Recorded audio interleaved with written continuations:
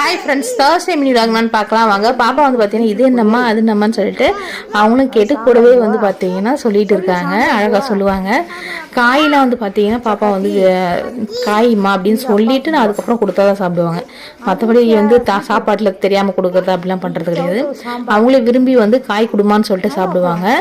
அதுக்கப்புறம் லஞ்ச் எல்லாமே பேக் பண்ணதுக்கப்புறமா பையன் எங்கள் ஹஸ்பண்ட் எல்லாமே சாப்பிட்டு கிளம்பிட்டாங்க. பாப்பா வந்து பார்த்தீங்கன்னா சப்பாத்தி சாப்பிட்டுட்டே இருக்காங்க. ரவுண்ட்ஸ் அடிக்கணும்ல, அதனால வந்து பார்த்தீங்கன்னா கடை சாப்பிட்டு அவங்க அப்பா பின்னாடியே சுற்றிட்டு இருக்காங்க. கிளம்பிட்டு அவங்க ரவுண்ட்ஸ் அடிச்சுட்டு அதுக்கப்புறம் விட்டுட்டு போயிடுவாங்க. அதுக்கப்புறம் நானும் பாப்பாலாம் குளிச்சுட்டு இன்றைக்கி தேர்ஸ்டே இடத்துல சாய்பாபாவுக்கு விளக்கெல்லாம் ஏற்றி பூவெல்லாம் போட்டு சாம்பிராணி பிரசாதம் எல்லாமே வச்சு சூப்பராக வந்து சாமியும் கும்பிட்டாச்சு.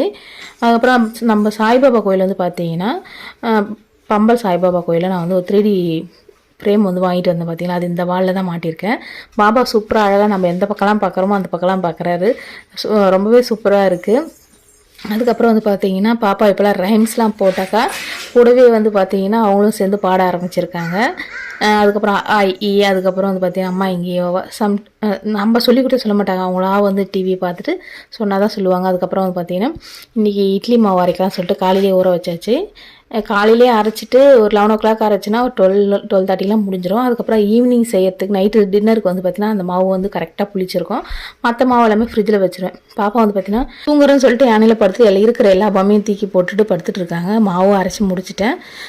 தேவையான மாவு வரைக்கும் வெளியே வச்சுட்டு மீதி ஃப்ரிட்ஜில் வச்சுருவேன். இந்த வீடியோ பிடிச்சா மறக்காமல் லைக் பண்ணுங்கள்.